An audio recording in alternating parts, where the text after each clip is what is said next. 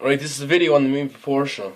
We know that when we're using the mean proportional, you can use it to, say, as we did in the labs and in the lecture, transfer a rectangle with a certain area into a square with the same area. And the way we did that was we used a 9x4 rectangle, and by using the mean proportional we changed it into a 6x6 square with the same area, 36. So we know that the mean proportional itself is the square root of the product of two numbers. So the way we went about creating the rectangle into the square was we had a rectangle, say, of 4 by 9, like so, something like that. So this was 4 and this was 9. The first thing we did was we swung around this line here, like so. And we had this 9, this 4, this is 13. And this line down here, from here to here, we bisected it, got a midpoint. From a midpoint, we swung a semicircle like so, something like this. It's not very accurate, but and then what the length of this side is, we projected this up, and where it cut the hemisphere that we're after, or the semicircle we're after swinging, that distance there was your mean proportional. So how does this actually work? Well, the first thing we can do is recreate, say, what we're after doing here without drawing the actual constructions.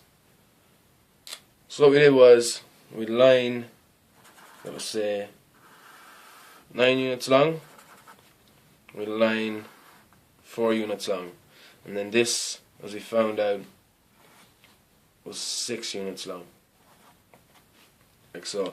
And what we can do with this is create two triangles, like so.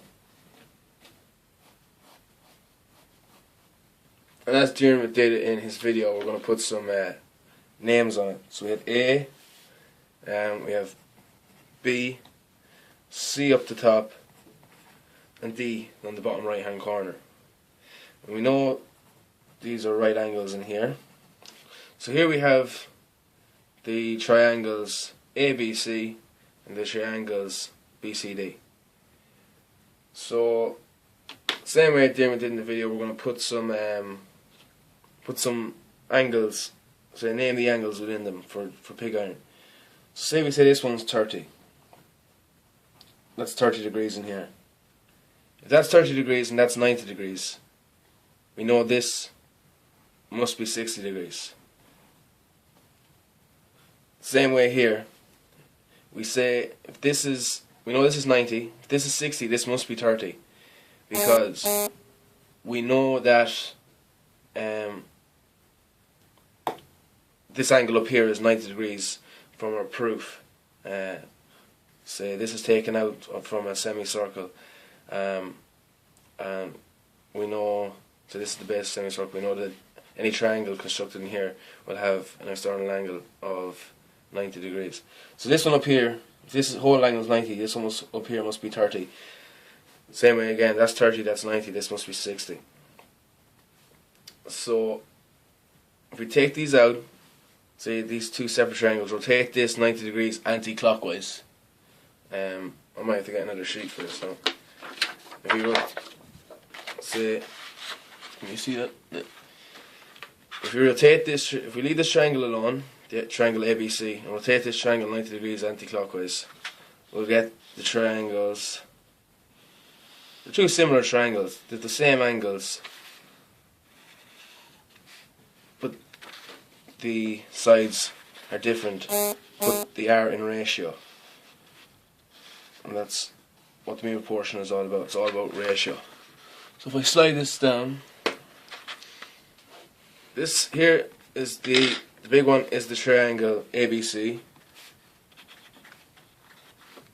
and this triangle, after being rotated 90 degrees anti-clockwise, is the triangle CBD. Having said that, No, this is 90, 90. The other two angles are 30 and 60. So how does the mean proportion actually work? As I said, it's all about ratios. So I found this a very hard thing to get my head around until Dermot actually made the video. I didn't actually know for a start what they were looking for in the video itself. It's probably a problem in itself, but that's beside the point. I know now, and I can actually get my head around it, and I understand what I'm at. So because the lengths of sides are in ratio, what we can say is that the length AB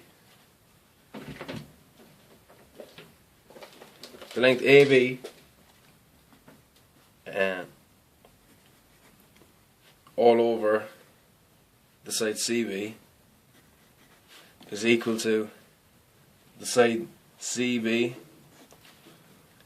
all over DB. So you can do here then is you can cross multiply, and when you cross multiply you will get AB by DB is equal to CB squared.